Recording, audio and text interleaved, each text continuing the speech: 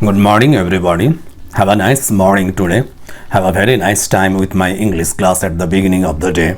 Welcome. You are most welcome to my digital classroom, your spoken English class. Spend just 2 or 3 minutes a day here in my class and be a fluent English speaker very shortly. Today I'll read 2 beautiful stories with 2 beautiful lessons for all of us. Try to follow me. Yes, with all your attention. Now the stories. But you have to wait a bit till the end to know the names and the morals. Let's start the first story. It was an old custom among sailors to take with them on their voyages monkeys and other pets to amuse them while they were at sea. So it happened that on a certain voyage, a sailor took with him a monkey as a companion on board ship.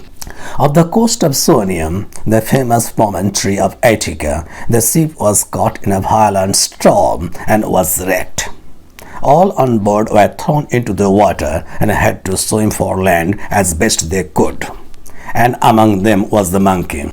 A dolphin saw him struggling in the waves and taking him for a man went to his assistance. As they were nearing the shore just opposite Piraeus, the harbor of Athens, the dolphin spoke. "Are you an Athenian?" he asked. "Yes, indeed," replied the monkey, as he spat out a mouthful of seawater. "I belong to one of the first families of the city." "Then of course you know Piraeus," said the dolphin. "Oh yes," said the monkey, who thought Piraeus must be the name of some distinguished citizen. "He is one of my very dearest friends." Disgusted by so obvious a falsehood, the dolphin dived to the bottom of the sea and left the monkey to his fate. The name of the story, The Monkey and the Dolphin. The moral, those who pretend to be what they are not, sooner or later find themselves in deep water. The second story, a wild boar was busily whetting his tusks against a tree in the forest. "Why are you wasting your time in this manner?" asked the fox. "Neither a hunter nor a hound is in sight, and no danger is at hand." "True enough," replied the boar, "but when the danger does arise, I shall have something else to do than to sharpen my weapons." The name of the story, The Wild Boar and the Fox.